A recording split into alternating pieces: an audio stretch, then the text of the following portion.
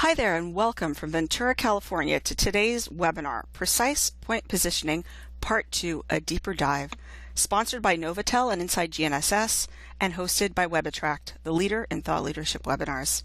I'm Lori Dearman, Senior Webinar Producer with WebAttract, and I'll be one of your moderators for today's session.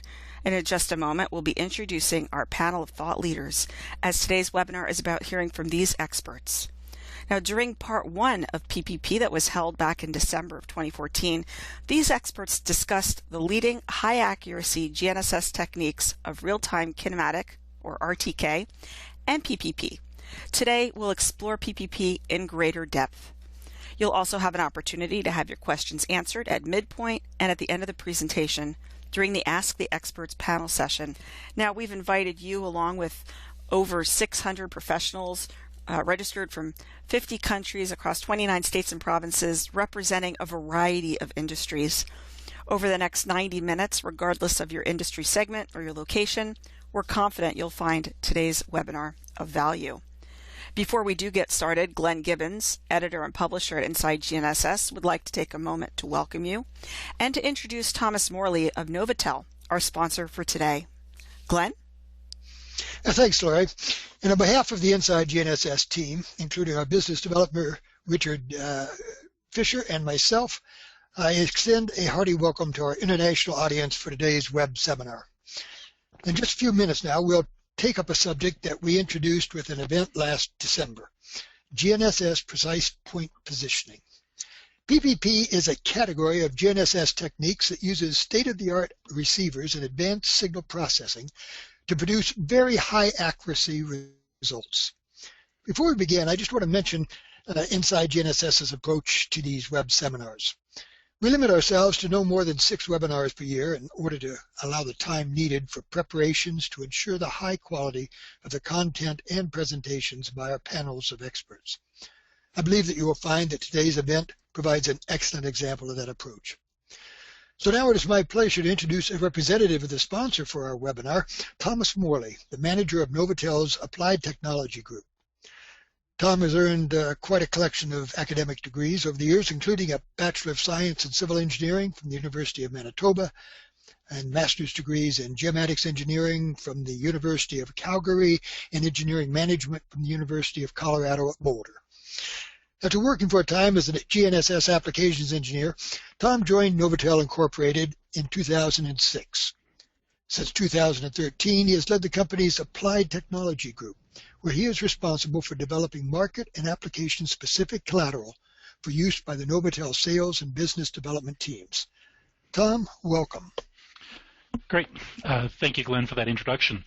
Welcome, everybody, to today's webinar on precise point positioning. And again, this is part 2, a deeper dive.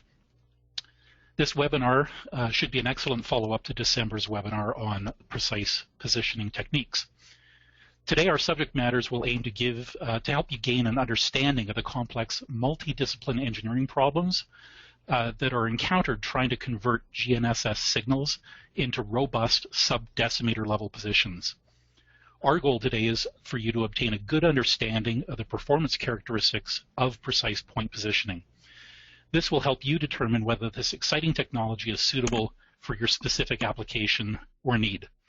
So on behalf of Novitel, welcome and enjoy the webinar. Back to you, Glenn.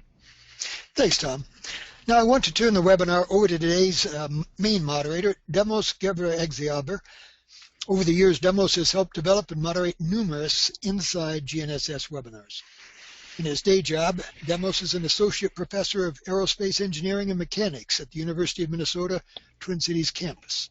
His research deals with the design of multi-sensor navigation and attitude determination systems for aerospace vehicles. Recently, his work is focused on multi-sensor solutions for operations in GNSS stressed and GNSS denied environments, including the use of such systems on unmanned vehicles. Demos, thank you for joining us again for today's event.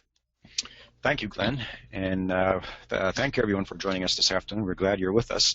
So before we dive into the subject matter, let us start with a quick poll to break the ice and to get the pulse of the audience. Lori, if you could put the poll up. Absolutely, and everyone, you should see that coming up on your screen in the next year or two. PPP services will be available to all? Is it on all GPS GNSS receivers, for example, mobile, surveying, etc.? Retrofitted to all receivers on newer high-end receivers only? Or what is PPP? And it looks like it's come in at 35% on all GPS GNSS receivers, 9% retrofitted to all receivers, 52% saying on newer higher-end receivers only, and 4% saying, what is PPP? Demos, any thoughts on those responses? Well, it's a good spread, and as we're going to see from the panelists today, it's PPP is a both software and hardware dependent approach. So without further ado, let me go ahead and introduce our presenters for today. And we have two panelists, and the first, I'll introduce them as they start their presentations. The first one is Dr. Sanjeev Gunawardena, who is a research assistant professor with the Autonomy and Navigation Technology Center at the Air Force Institute of Technology. Prior to that, he was a senior research engineer and principal investigator with the Ohio University Avionics Engineering Center, where he led several GNSS software receiver-based R&D projects. He earned his BS in engineering physics and a BS as well, MS and PhD in electrical engineering, all from the Ohio University. He holds several patents in the area of advanced GNSS receiver design, and his research interests include RF design, digital system design, high-performance computing, software-defined radios, and all aspects of GNSS receiver design and signal processing. Thank you very much for being with us, Sanjeev, and I will hand it over to you. Oh, thanks, Demos. So, hello everyone from around the world. We are really thrilled about this opportunity to talk to you once again about precise point positioning techniques. As you know, enabling PPP requires a lot of work on both the receiver hardware and software sides, like Demos mentioned. Now, some of you may be wondering exactly what's different between the GNSS receiver inside your smartphone and one that's used for precision agriculture or a monitoring station. We went through some of those details in our previous webinar, which we encourage you to view offline. Anyway, to review, this slide highlights the antenna and RF front-end differences. And this, here are the differences when it comes to baseband signal processing. Fundamentally, all GNSS receivers perform timing measurements on the satellite signals that it tracks. The accuracy of those measurements relates directly back to the receiver's bandwidth. This in turn dictates its power consumption and cost. With that, let's focus on high accuracy applications such as PPP. In this deep dive seminar, I'll focus on receiver aspects needed to deliver the best possible range measurements, and then Sunil will follow on with measurement domain techniques that enable PPP. I'll start with the topic of nominal signal deformation and follow with front-end component effects. These two are closely related, and so is multipath, which I will cover next. Finally, I will talk about in-band interference detection and mitigation techniques. This time-lapse video shows high-resolution chip shapes for some GPS-CA code signals. If you look carefully, you can see different wiggles on the signal for different PRNs. Note that what you're seeing is a composite of all the signal deformations that are due to the satellite's transmitter, its antenna, the ionosphere, and the receiver hardware. You can see that some of the wiggles are characteristic to the satellite. For example, PRN6 has more oscillations compared to others. PRNs 27 and 30 also have oscillations, but only for the negative chips. Now, I should stress that having these oscillations doesn't mean that the signal is flawed in any way. It's simply a characteristic of the signal generation and transmission hardware in the satellite. That's why we call it nominal or natural signal deformation. Most GNSS receivers don't process the signal at this level of detail because of complexity and power consumption. But the net effect of these wiggles impacts the measurements made by high bandwidth receivers and ultimately impacts the performance of PPP. Here are the measured pseudo-range biases that arise from natural signal deformation. As you can see, these biases can be as high as 20 centimeters between satellites. This is an issue for high accuracy differential systems, especially when two receivers don't have the same bandwidth and correlator spacing. For absolute positioning applications like PPP, natural biases can be compensated by long-term observations. Receivers could also correct for these using compensation values stored in a lookup table. But it's usually not that simple because natural biases can change dramatically when the satellite payload gets switched by the control segment to use a different hardware module. Now let's talk a little bit about how the individual components of a receiver can impact measurements.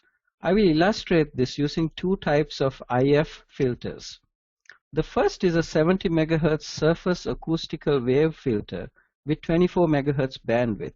This type of filter is used in some high accuracy receivers. The second is a 70 MHz LC filter. This type of filter is made up of discrete inductors and capacitors and is significantly larger and more expensive compared to the SAW filter. This block diagram shows the technique used to precisely measure pseudo-range errors due to component variations. We start by measuring the component's scattering parameters using a network analyzer. These S parameters are then used to model the component's impulse response. We then pass simulated GPS signals through this model and perform chip shape processing. The output is then phase rotated and used to form various code discriminators. Finally, these functions are used to estimate pseudo-range error as a function of correlator spacing for all 32 GPS-PRN codes. These figures show how the computed impulse. The computed impulse responses. You can clearly see that the SAW filter has a very different response compared to the other one. The SAW filter converts the electrical signal into a mechanical vibration and performs all the filtering on this acoustic wave. By slowing down the propagation velocity from the speed of light to the speed of sound, SAWs deliver the performance of high-quality filters at a much smaller size and reduced cost. But as you probably guessed, things are never that simple. The animation shows what happens to the shape of the chips when perfect simulated GPS signals go through these filters. For the SAW filter, you get more wiggles and a peculiar effect that looks like something is happening before the chip actually transitions. We call this pre-ringing, and it had us scratching our heads for months before we finally figured out that it is due to the SAW filter's tapped delay line type behavior. This animation shows the pseudo-range natural biases, how they are colored by these filters. As you can see, the error envelope stays largely the same, but the SAW filter adds its own PRN-dependent biases because of its large in-band group delay variation. We have measured and found that these variations are on the order of 7 centimeters per kilohertz, which means you could also get centimeter-level biases as a function of Doppler frequency. So to make a long story short, it's probably not a good idea to have transversal SAW filters in a receiver meant for high accuracy like PPP. Fortunately, most newer receivers almost exclusively use what's known as a direct conversion architecture that has no need for these type of filters anymore. This slide summarizes the amount of inter-PRN biases and device-to-device variation for various types of filters used in GNSS receivers. As expected, large and expensive cavity filters provide the best performance. For ceramic dielectric filters that are used in most high-accuracy receivers, you can expect to see a couple of centimeters of device-to-device variation. For RF SAW filters, expect to see large variations for absolute delay on the order of tens of centimeters. This delay variation has some impact on the navigation receivers, but must be really taken into account for precise timing applications. Now let's switch gears and look at multipath. As we discussed in our previous webinar, there are two ways to mitigate multipath. The first was antenna technology, where we use spatial discrimination techniques to try our best to keep multipath from corrupting our received signal. By and large, Antenna technologies are quite effective at mitigating ground multipath. Let's look again at how multipath can be limited as part of the receiver processing. The animation shows how the correlation function becomes deformed when a single multipath reflection of half amplitude and about 100 meters delay is added to the direct signal. Remember that we estimate timing from this correlation function. Notice that the deformation is much less near the top of the triangle. So the effect of multipath can be reduced by reducing the correlator spacing. The figure on the lower left shows pseudo-range error as a function of multipath delay, better known as the multipath error envelope. Notice that short delay multipath is very difficult to remove. Each receiver vendor has their own patented technology to do their best at removing this. This slide shows the evolution of multipath mitigation technologies in the past 25 years. Today's state-of-the-art techniques implemented on high bandwidth receivers mostly eliminate multipath for delays greater than 25 meters and have reduced code multipath errors to less than about 6 centimeters for short delays. Generally speaking, high accuracy receivers reduce their measurement error and noise by keeping very tight lock on the carrier and code. The slightest glitch can upset this process and cause the receiver to slip a cycle, or in the case of the code, expand the tracking aperture to maintain lock. One thing that can upset this fine tracking process is interference. Interference comes in many forms, and I would encourage you to watch some of the previous Inside GNSS webinars to know more. On the topic of mitigating interference, let's take a quick look at this graph from Dr. Bastide's dissertation that shows ADC quantization losses. What this graph is essentially showing is that there's little benefit to having correlators that process more than 3-bit input samples. So to put it another way, anything more than 3 bits exponentially increases hardware complexity while providing very little added correlation gain.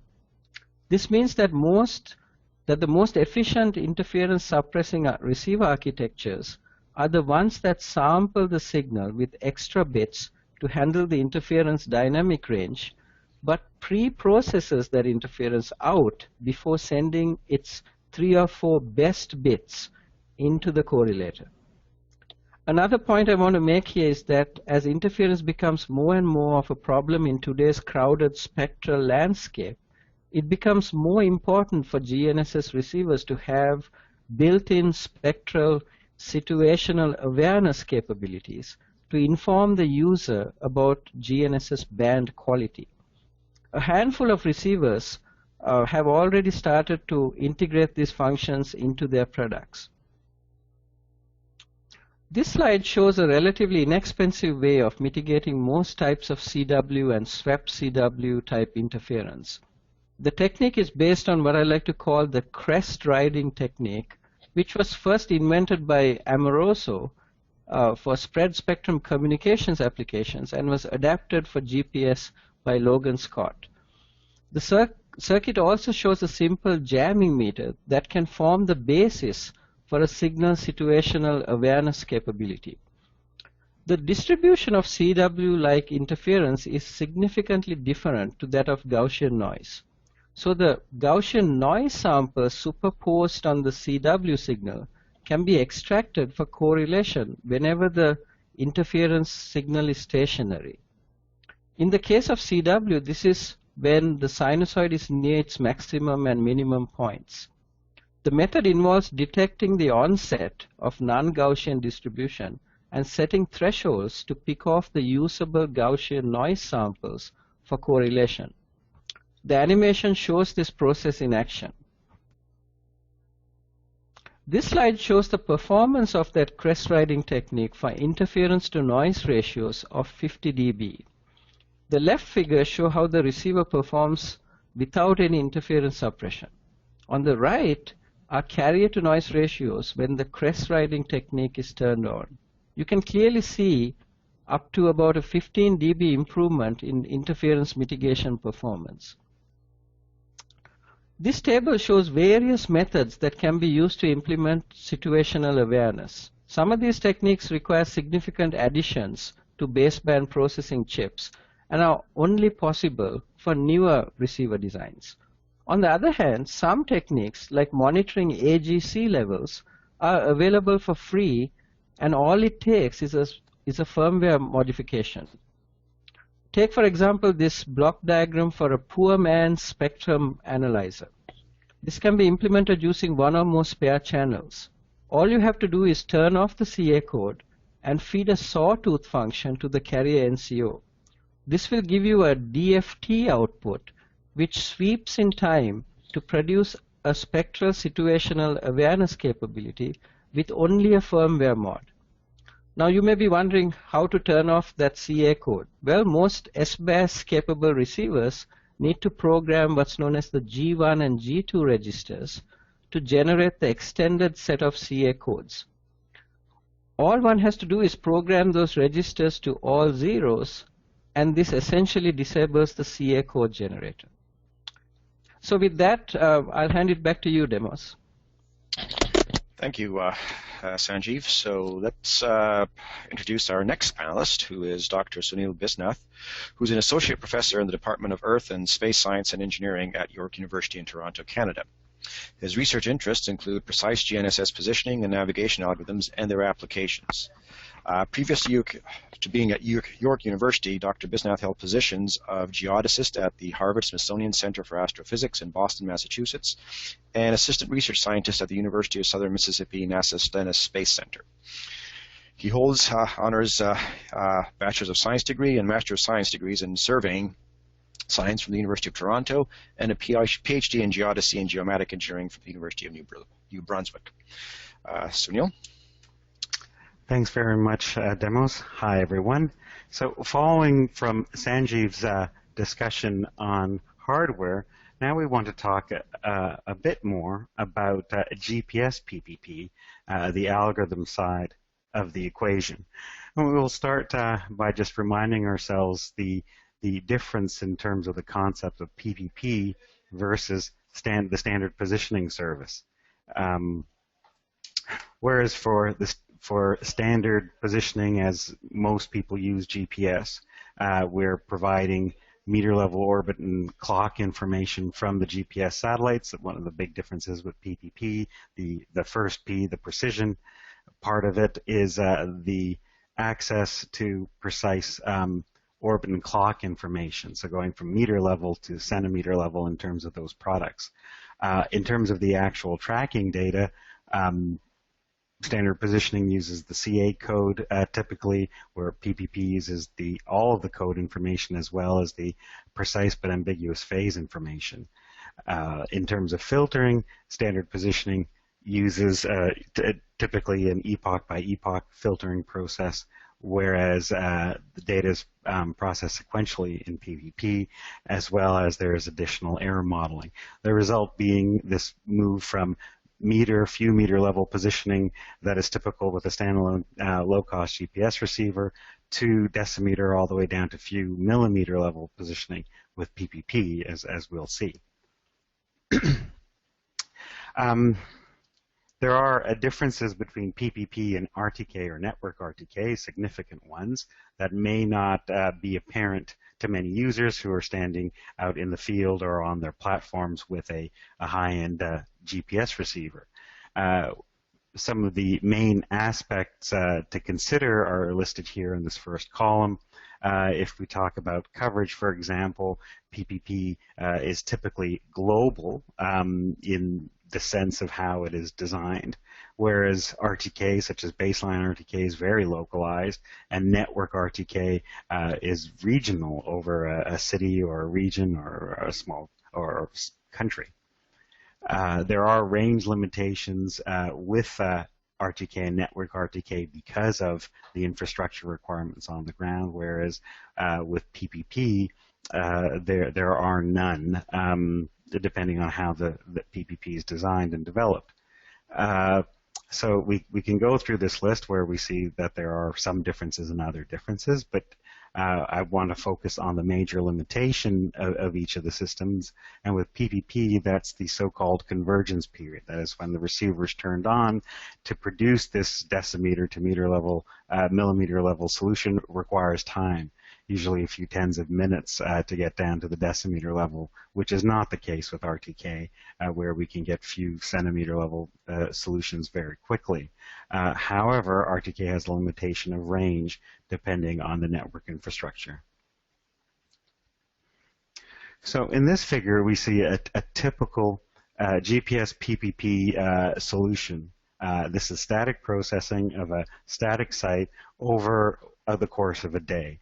And there are some classical components to this figure in terms of PPP performance. The first that we can see is in the first few tens of minutes, this convergence down to the decimeter level or better. And then over time, the next few hours, convergence down to a few centimeters. We have the horizontal and vertical plotted here.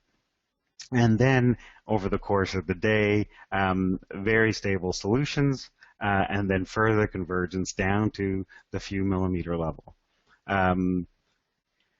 The final point to be made is that there are no data gaps in this solution, and if there were data gaps and the solution the filter had to restart, we would see a similar situation as we see at time 0 here. This reconvergence issue versus initial convergence will be discussed by myself further and Thomas as well. So the reason for this solution convergence issue in PPP, well, in this diagram we have the measurements that are collected in the range domain, the code and phase measurements, and they're collected and processed over time.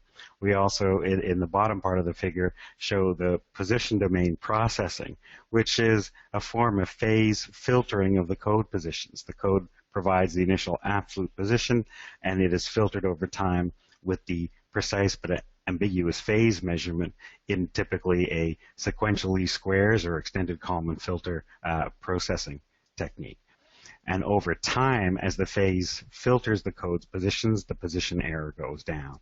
And this is what causes that initial convergence period requirement for PPP.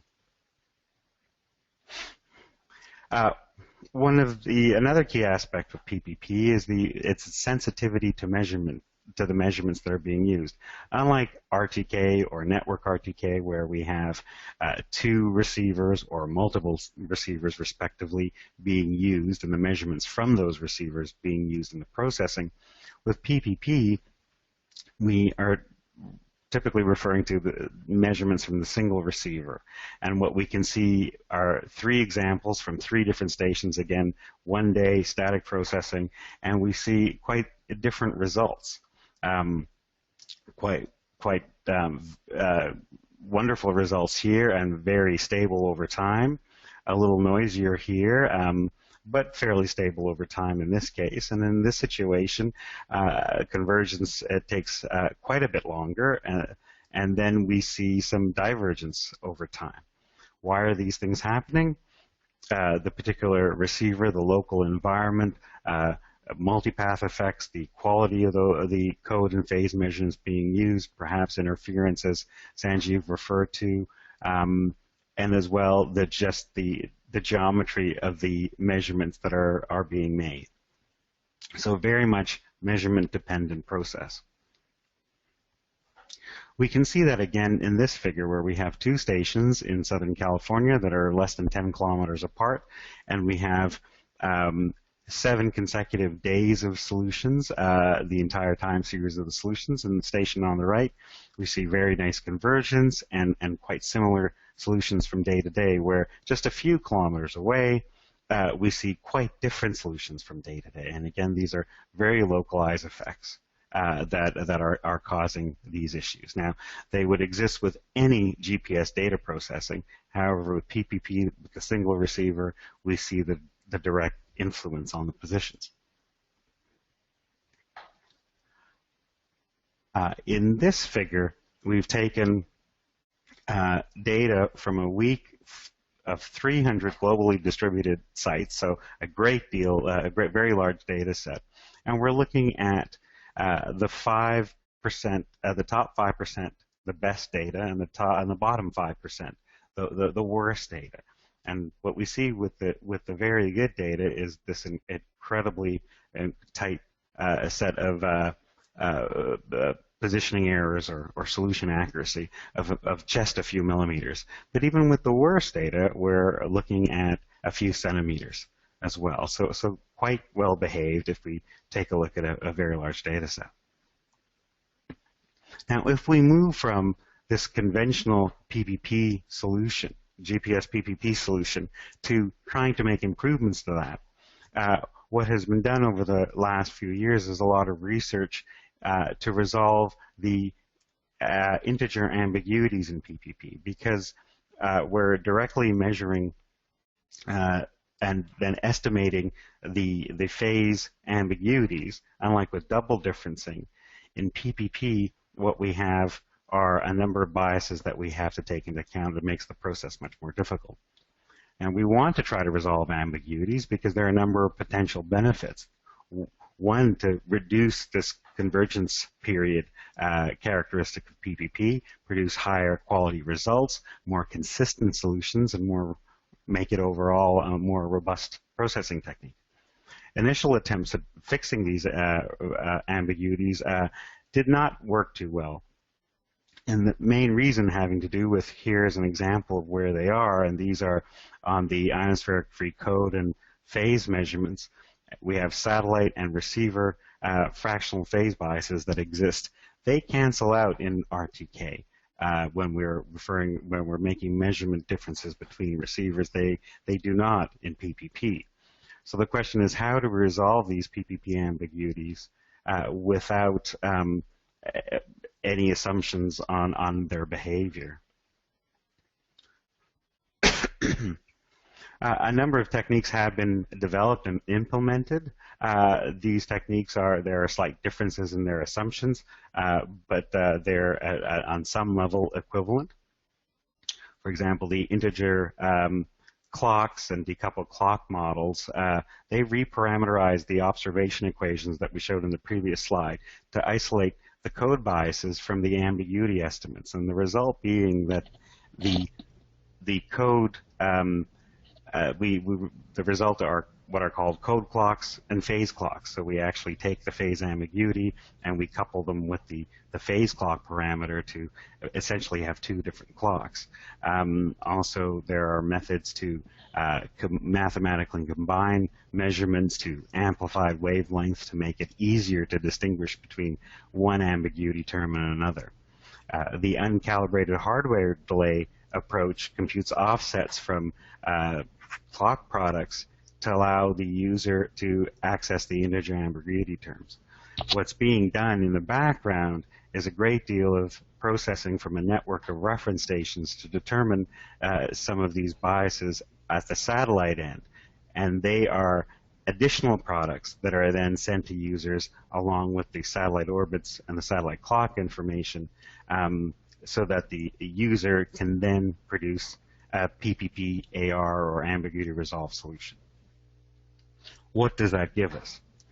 In this slide, what we see are, if we just focus on the red lines, the solid red line is the float horizontal solution, and the dashed red line is the fixed horizontal solution. This is a log-log plot, 24 hours from 1 millimeter to 1 meter of error. And what we see at the outset in the first few tens of meters is that resolving the ambiguities does not really help us very much. When more and more data is introduced into the processing filter, we then estimate the correct ambiguities, and the fixing produces a significantly improved solution. And over time, the float solution approaches the fixed one. So ambiguity resolution does help. It does help over this period, but it doesn't reduce significantly the initial convergence time. The same thing is the case with the blue lines for the vertical component. Another improvement that has been made over the last few years is applying ionospheric constraints. What has been found is that if we estimate the ionospheric delays, let's say before a vehicle carrying a receiver goes under a bridge, then we lose lock when the vehicle comes out from the other end, the underside of that bridge, a few seconds or tens of seconds later. Those those ionospheric estimates are still mostly valid, and if we use them as a priori after the data gap, it allows for very quick reconvergence. It doesn't help with the initial convergence, but the reconvergence of the solution. And we see that in this example where this is the standard or conventional PPP where every hour we've reset the solution, that is, let's simulated a data gap, and we see the initial convergence sometimes better, working better in 1 hour than another. Whereas with a PPP ambiguity resolve solution with the ionospheric constraints, it performs almost seamlessly, and we get quick reconvergence because of that. Thomas will talk a bit more about this in one of his case studies. But with that, I'd like to pass it back to Demos for the next segment. Thank you, Sunil. All right, so at this point, we're going to pause and let you weigh in and ask questions to our panelists. And questions have been coming in, and please continue asking questions as we go through this webinar. So with that, let me start with the first question, and this question will be for Sanjeev. And the question is, could the control segment give us information about the PRN biases, or information that would help us with the PRN biases? For example, tell us something about the payloads on them, on the satellites, or something to that effect. What's your thoughts? That's a good question. So, in principle they could, but the underlying thing is that, these signals, even though they have these very subtle variations, they're still, like I said, they're still in spec. So one good example of this is, even if the control segment were to give us those biases, so consider what happened to SVN49, which was like a very severe case of signal deformation, right? So what they tried to do in effect was to do some corrections with the data message, with the ephemeris, to try to minimize the effect of that bias on the receivers. But the impact that it had was that that correction manifested itself differently in different receivers, because different receivers have different bandwidths and different correlator spacings and correlator types and so on. So really, even if the short answer is, even if they did, it wouldn't help much, because it really depends on the receiver architecture. Now, Sunil kind of alluded to this. So the better way is to have like a monitoring station, and then like figure out what these biases are, and then somehow translate that back and send it into the users as part of that precise ephemeris and all the precise information that the receiver gets through a different channel to implement PPP. All right, that's an extensive answer. Sunil and Thomas, anything you want to add to that, or do you think Sanjeev covered it all?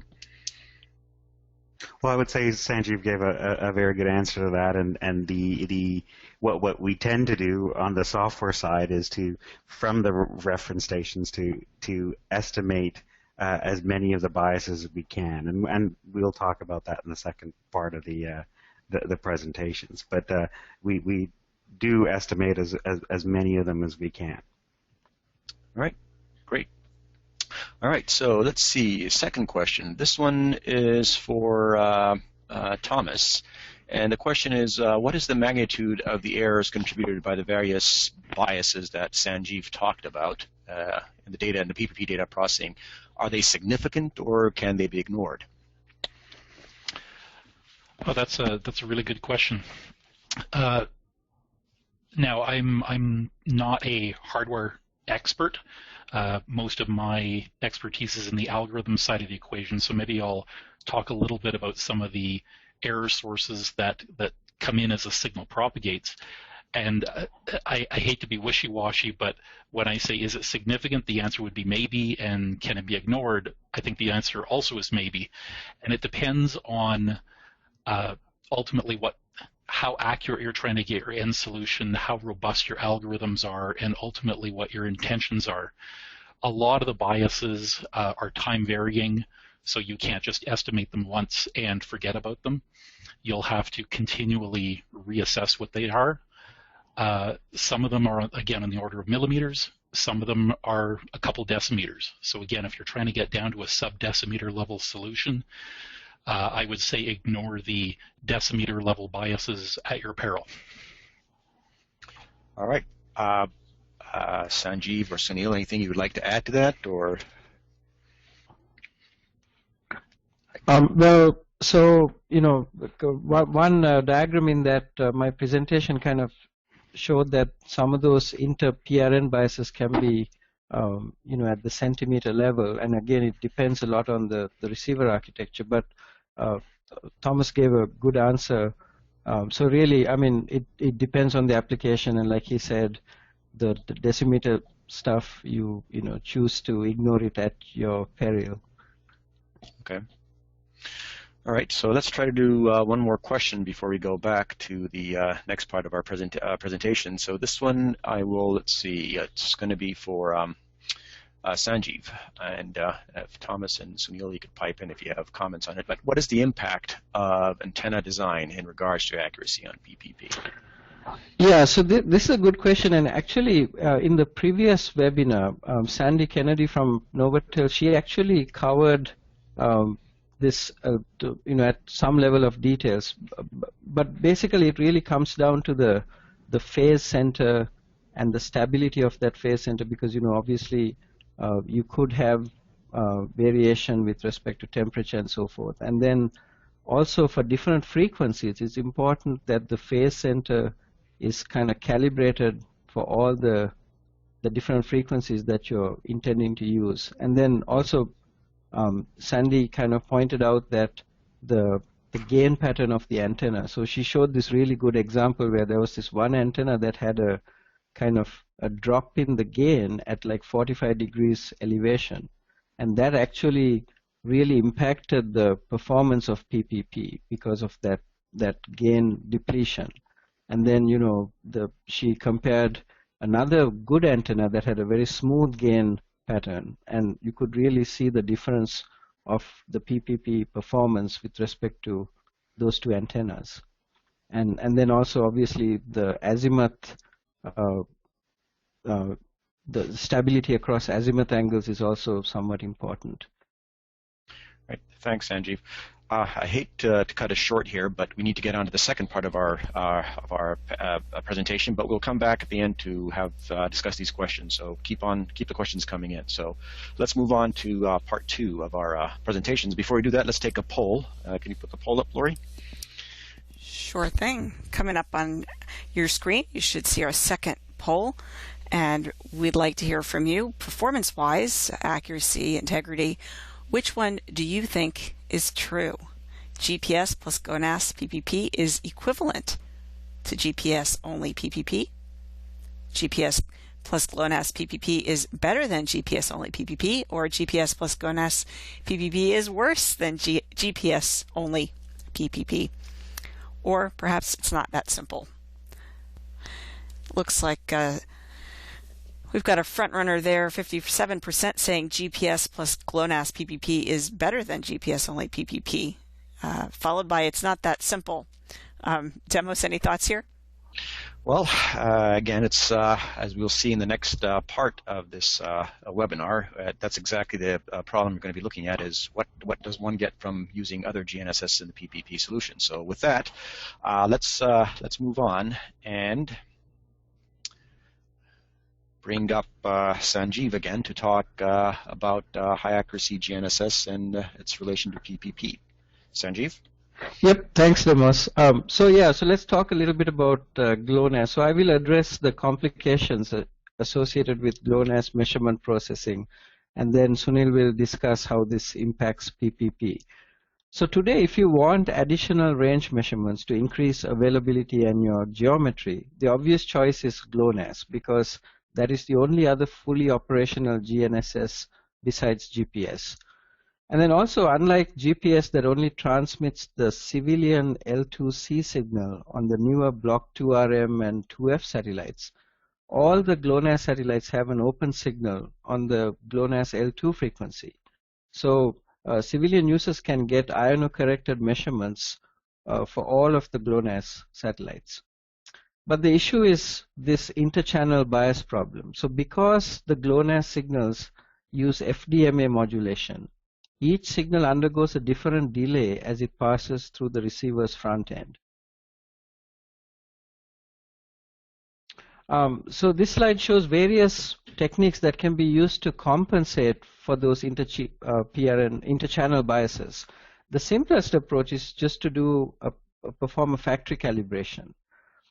So now some geodetic grade receivers compensate for these biases by having what is essentially a built-in group delay meter. So that is, they inject some sort of very low power signal directly into the antenna and measure the magnitude and relative phase variation as a function of frequency. So they do this dynamically. So this is very similar to how a network analyzer works. With this technique, manufacturers can compensate for GLONASS interchannel biases at the sub-centimeter level. So having said that, this closed-loop measurement technique can only be implemented efficiently when the antenna and the receiver electronics package are co-located.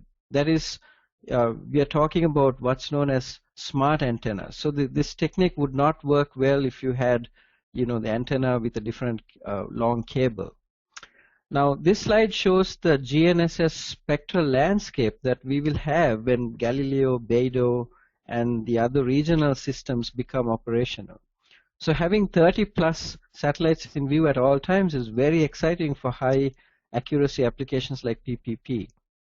But with more inter-system signals come more complexity. So Sunil will talk about the complexities associated with different reference frames, different ephemerides, and so on. What I want you to appreciate from this picture, though, is the fact that these signals have been very carefully designed to minimize inter-system interference.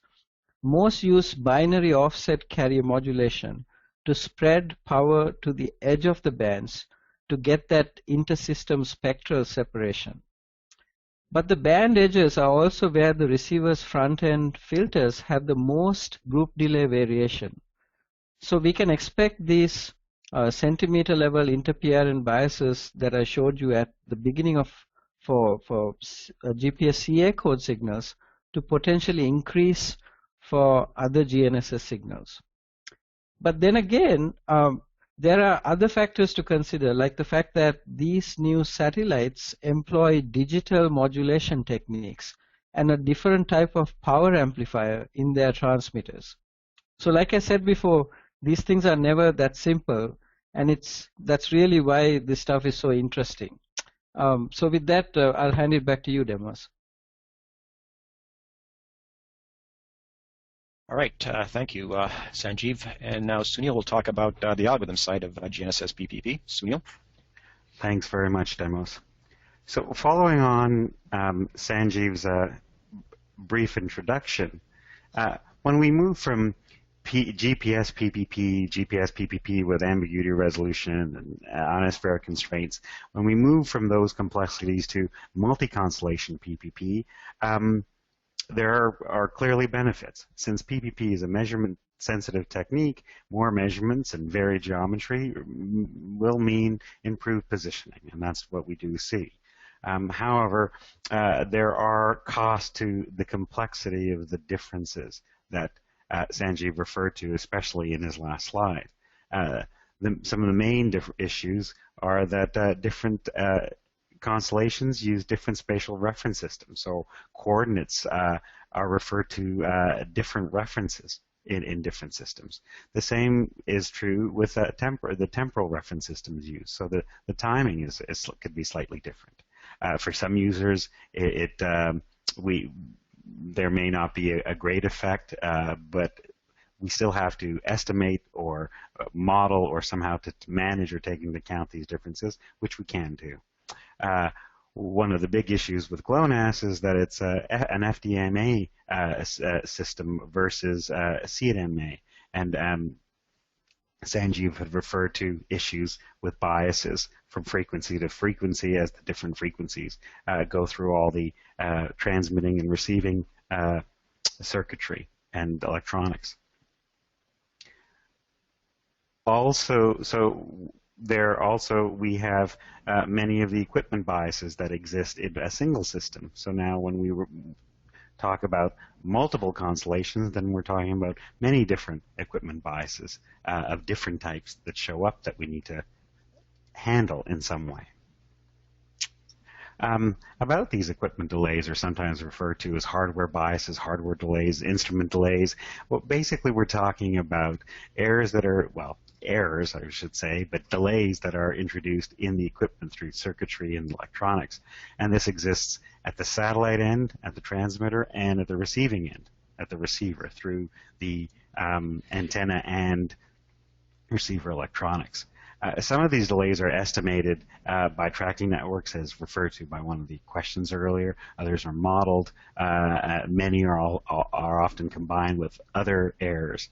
And we have many different types of delays. Delays between codes, between phases, between phase type measurements, between frequencies, etc. Here are some examples for the GPS constellation. So given the complexity, the availability of additional signals is very tempting. So we are now in a world of multi-constellation PPP. Here we have an example of solutions again static processing over the course of a day. What we have in red are the GPS results, GLONASS in green, and in blue the GPS plus GLONASS processing. We see the classic convergence and then nice stable solution. GPS performs quite well in red. What we see with GLONASS is a longer time to convergence and then a little less stable over time in this one example. However, what we see in blue, and I'll highlight the blue here, is overall faster convergence when we have GPS plus GLONASS. In terms of the quality of the solution over time, the solution was quite good to begin with GPS. GLONASS is providing us with faster convergence, which is very nice to see. If we take a look at a large data set, in this case it's 1 week from 350 global stations, again static processing of static sites over the course of the day, and we look at the coordinates produced at the end of the day, we have some histograms of horizontal error at the end of those daily solutions. And we see in blue the GPS only solution. We see very nice performance. Here's the histogram here. With GLONASS, the performance is not quite as good as expected. There are more GPS satellites for one reason, so the geometry ends up being better. But when we combine GPS and GLONASS, we see that 95% of the solutions, and this is well over 2,000 solutions, are at 2 millimeters or better at the end of the day. So really terrific performance. We see something very similar with the vertical, slightly less accurate, but again, it's the inherent nature of GNSS. Now, we see those great benefits.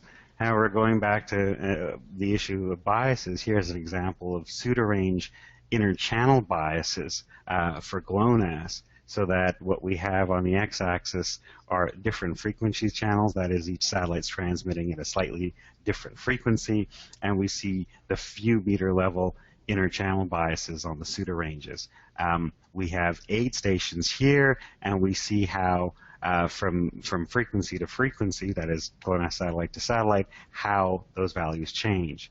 Now at these 8 stations, we're using the same type of antenna, but different receiver types, different firmware types. So many of the ideas that Sanjeev had brought up about correlator spacing, design of the receiver, etc., they're showing up here.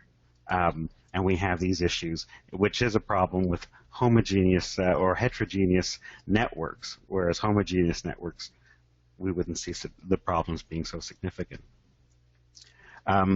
We can carry on for a long time with PPP, but I'll end with this slide, and that's to say that multi-GNSS signals have enhanced PPP and RTK performance.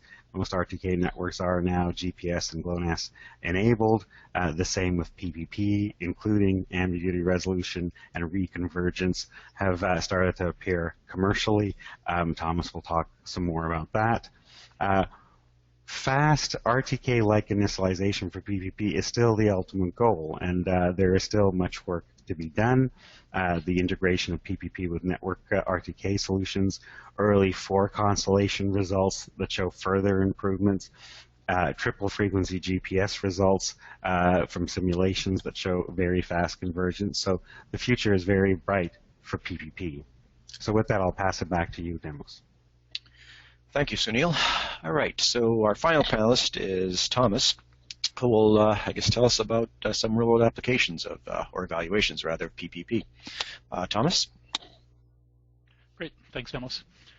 Today I'd like to basically start where Sanjeev and Sunil have left off, which is take all of the hardware design for the antenna and the receiver and all of the algorithm design, put it all together, and evaluate what you get at the system level out of the black box.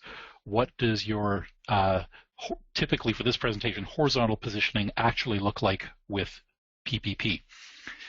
I want to touch on the actual antenna motion versus the processing technique that can be used.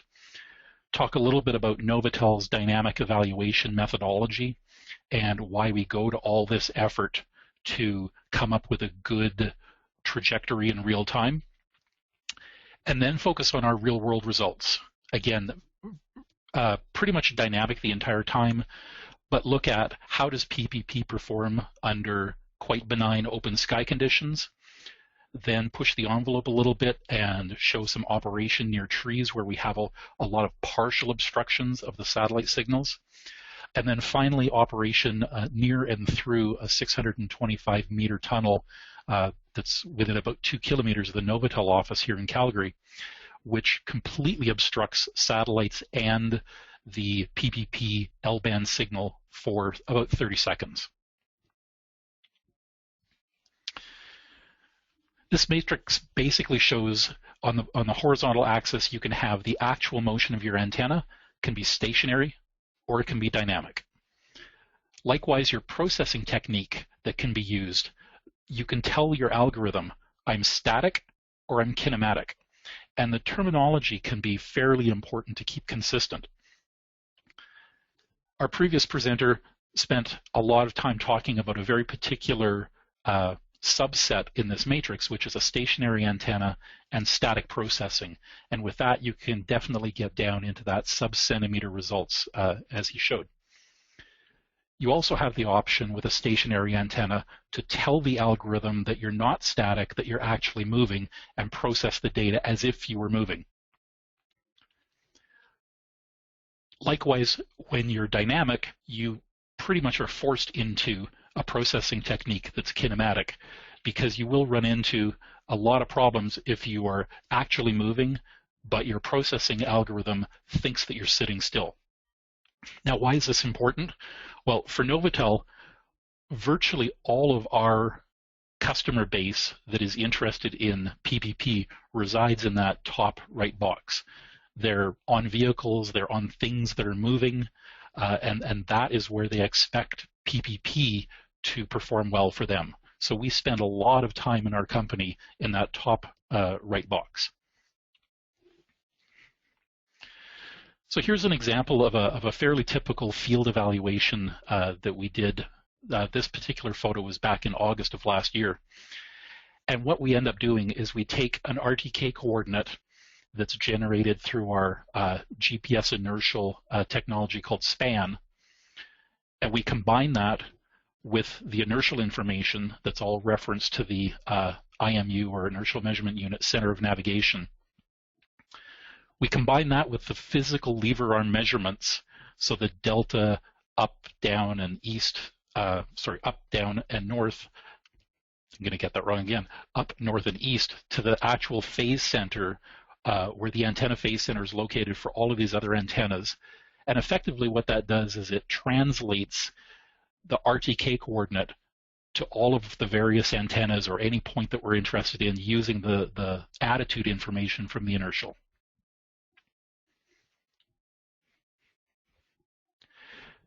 From a campaign that we did in South America in December this year, this gives you an idea of the number of receivers that we put on a single machine.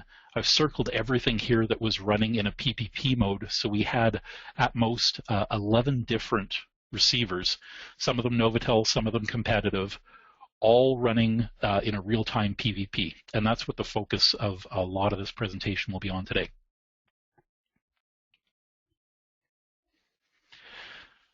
Now, the first test was in a benign open sky environment. This is the trajectory of the machine. It was about 4 hours of data. The machine was moving at around 6 to 10 meters per second, so a fairly good pace. And when we look at the time series for clarity, I've only included about 6 of the solutions here. But when we look at the time series, you can see at the beginning, the solutions start at that around a meter level and fairly rapidly converge down. Now, what's interesting here is I say everybody pretty much converges to sub 20 centimeters. There is one receiver in here that just did not like performing very well when it was dynamic, and that's the blue receiver. If I just get rid of that receiver for the next slide, this gives you a really good indication of 5 different PPP solutions, open sky, dynamic conditions, that everybody converges down to around that decimeter level or better. Really good performance across the board, and I was really pleased with how everybody performed in this. So I'm quite confident in how PPP works as a technology. I also wanted to show the first hours worth of data for 4 different receivers that went through a complete convergence from power on all the way to a steady state mode at the end of the hour. Again, everybody starts in that 0.5 meter to 0.7 meter level of accuracy, and everything converges to, here I put sub 20, realistically sub 10 centimeters in approximately 30 minutes. But the other thing that's very interesting is every manufacturer, every algorithm has its own determination of when the solution is converged. It has no knowledge of what the actual error is. It has to look deep into its statistics and come up with an estimate to say, I'm happy with my solution, I'm converged. If I overlay when the various solution types actually tell you they're converged, you can see that there's quite a variation between these 4 receivers. The brown receiver is the most aggressive and says I was converged first, when in fact it still had a little bit of work to do. The black receiver may be a little more conservative, but its actual error was pretty close to what is being promised with a fully converged PPP. So again, everybody will behave slightly differently. Not that one's better than the other, just different design considerations and slightly different performance. We also put PPP into a slightly more challenging environment where we spent more time driving along the tree lines. And again, this is to try to create some challenging conditions where there's some tracking interruptions of the satellite signals. Very similar performance for most of the receivers. I've put on the bottom axis where every time we drove past the trees, where that occurs. And you can certainly see this blue receiver got extremely noisy whenever we were near trees. So again, I'll get rid of the blue receiver. And again, generally, everybody worked really well in this environment. There were a couple, the teal receiver had a couple instances where the PPP engine popped out of a converged mode, but fairly rapidly came back. But overall, a little noisier than in a pure benign open sky, but quite solid, quite good performance. Now what's interesting at the very end of the data, I can blow that up a little bit. It just so happened the very last time we went past the tree lines, something happened to a bunch of the receivers. The pink receiver that had been running at a 5 centimeter level solution just slipped out to about a 60 centimeter solution, but the flag kept telling me that the receiver was in a high accuracy mode. A couple of the other receivers went into a low accuracy mode and started to reconverge. And a couple of the other receivers, like the black one and kind of that ochre color receiver, generally did pretty good and didn't exhibit the same kind of behavior. The takeaway from that, operating near trees can be a real challenge, and this is where there's the art and the science of dealing with the exceptions with the algorithms, and some receivers perform better than others. The last real-world example I'd like to touch on is driving underneath the airport tunnel here in Calgary, which is 625 meters long. Open sky to the east and open sky to the west, and it took our test vehicle around 30 seconds to go through that tunnel. So quite an abrupt and relatively long duration outage.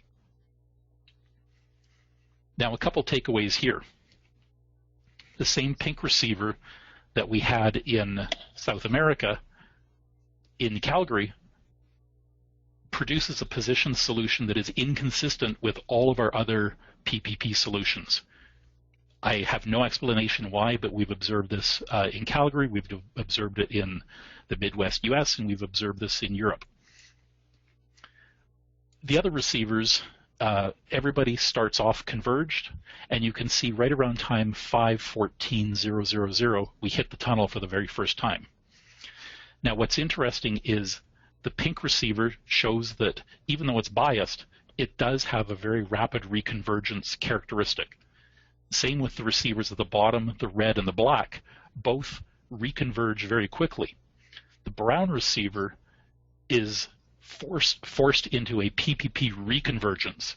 So this is a really good example showing that PPP loves an open sky environment, and depending on your implementation, if you drive underneath or underneath an obstruction, this brown receiver is forced to throw everything away and start its convergence all over again. So that may be critical to your application. It may not be critical to your application.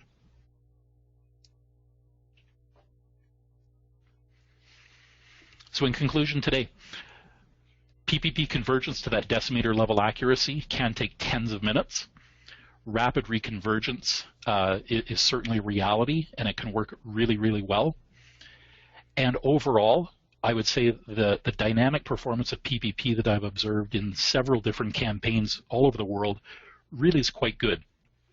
It's based on many days of testing in many different environments, many different conditions, lots of different flavors and manufacturers, lots of different solutions. Some are noisier than others. Most of them provide a really solid, reliable decimeter level solution.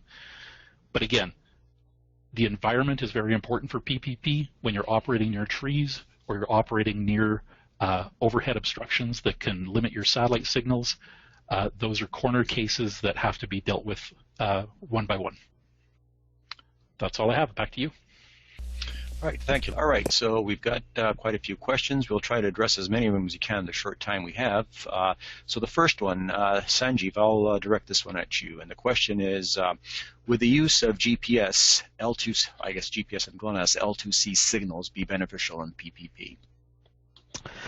Yeah, so that's a good, interesting question. So in the case of not having L2C, high accuracy receivers had to do something called semi-codeless tracking to actually make a measurement on the L2 component of the signal, because the code on L2 is encrypted, and so since there was no civilian signal, they had to do this semi-codeless tracking. So that process, you can get some measurements on L2, but it's pretty noisy because you have the squaring losses.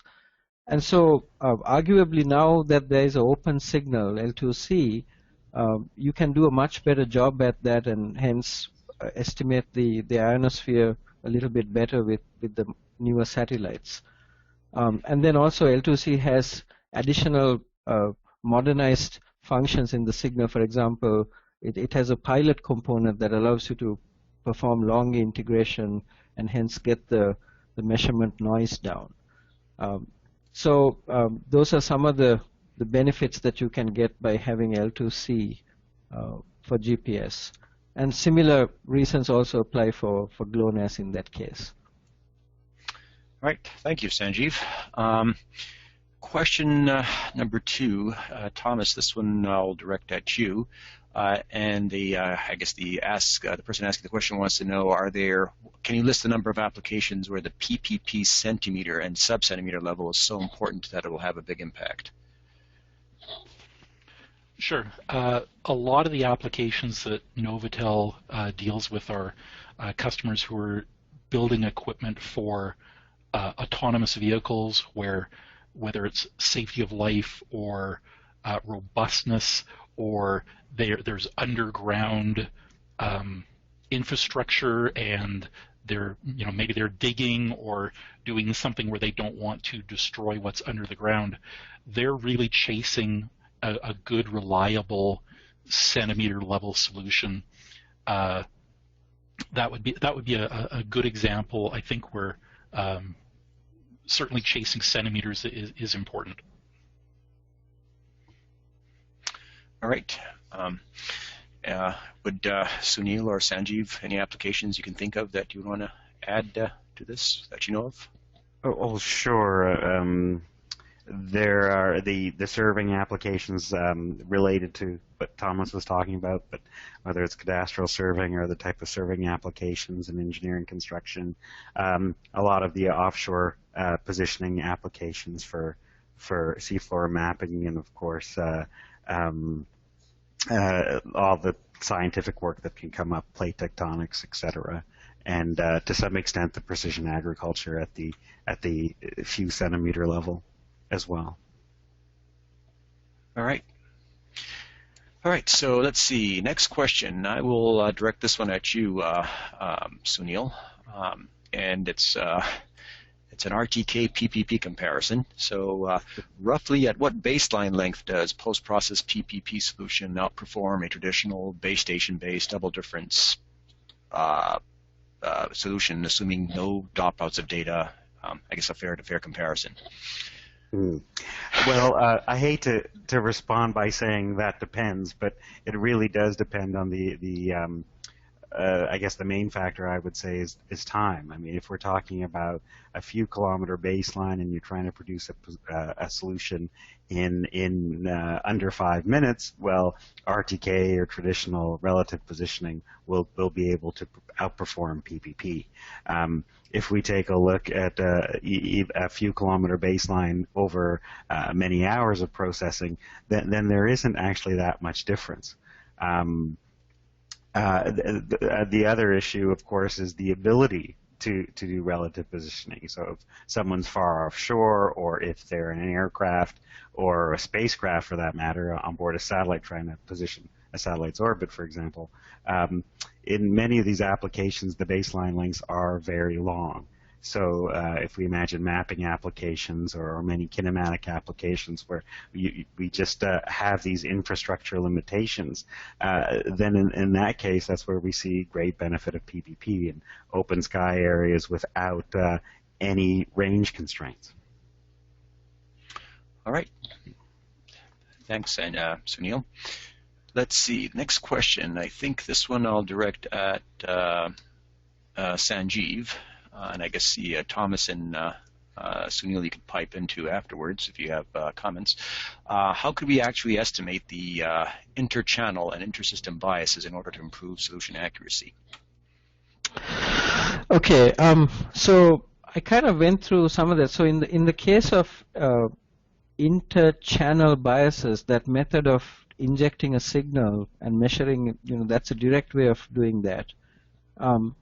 And then also some of the stuff that I showed in the slides really are looking at very high precision techniques that you can, that kind of use signal processing techniques which are generally not implemented in receivers. So really, when you consider the receiver, it's outputting the measurements. So I guess, kind of Sunil alluded to the methods where you would have to observe those measurements over longer times and then kind of have that convergence that has to happen. So Sunil, do you want to kind of comment on that? Sure. There are many different biases. So, for example, if we had one slide about GLONASS inner channel biases for the pseudoranges, also for the phase. There is what Sanjeev's discussed, and then on the software side, and I'm sure Thomas can comment as well after, is that we can then through parameterization of our functional models and the processing, isolate many of these biases and estimate them. Keeping in mind, as Thomas had said, that many of the biases do vary over time. So we can average over hours or between stations, etc. But we do have to be careful that to talk about the magnitude of many of these errors and also the time variation of them, and that shows up in the ambiguity resolution algorithms that we see in different PPP techniques. But it can be done in many cases, but it's just further complexity in the algorithms. All right. Anything you want to add to that, Thomas? Or no, I think that was well done. All right. All right. So the next question actually is for you, Thomas, and it's a question about whether you can comment on the truth system that was used and accuracy, etc., for the data that you showed on the real-world PPP. Sure. So we used a very high-end inertial, which gives us very, very good attitude information. Combine that with our RTK engine into our span RTK setup. In order to ensure that our data was solid, we did several things. Number one is we had our base stations set up within about 300 meters of where our machine is operating, again, to limit that baseline length to try and minimize any of the spatially decorrelated values. We also, with recorded data, we have then the luxury to be able to go forwards and backwards through the data, which allows us to bridge any outages by approaching it in two different directions in the time domain. We also compared the span post-process trajectory against our own RTK trajectory. So we used all the lever arms and everything to translate to another antenna that we had on the machine that was our own solution, and made sure that the RTK solution and the post-processed fused GPS inertial solution were all in agreement. And then we also basically did a voting where if all receivers did something odd, that's a strong indication that it is something to do with your trajectory information. If only one receiver does something odd, then that's a strong indication that it's an event that's unique to that receiver. All right. Thank you very much, Thomas. Let's see, next question. This is going to be for Sunil, and I guess one of the viewers of the presentation wanted to know, looking at the graphs you were presenting, that the GPS PPP, GLONASS PPP, and GPS plus GLONASS PPP comparisons, that the GPS-only PPP solutions seem to be better. And is the viewer misinterpreting those graphs, or is there an explanation as to what they were seeing? No, the viewer was right on, Demos, in the sense that what we did see was quicker convergence with GPS PPP versus GLONASS only PPP, and we saw more stability over time and better daily positioning results for two main factors. One, there are more GPS satellites in the sky in the GPS constellation than the GLONASS constellation right now. Even though they're fully operational, there are a number of extra GPS satellites flying above us, which, given that PPP is very much a measurement-intensive technology, the more measurements with better geometry, the better the solutions. And the other reason is because of some of these biases and the effort it takes to process them and to basically manage them in the processing, that also degrades some of the GLONASS processing solutions, because we need to compensate for a number of other errors in GLONASS. So we do see that difference, and I should just remind everyone again that when the two are combined, we do see some very nice results. All right, thank you very much, Sunil. Let's see, next question. This one is for Thomas, and I guess it's kind of a follow-on to a question I was asked earlier. And it is basically, will PPP replace RTK in the near future? I guess, are they the one and the same thing, or I mean, what is the future of RTK versus RTK and PPP?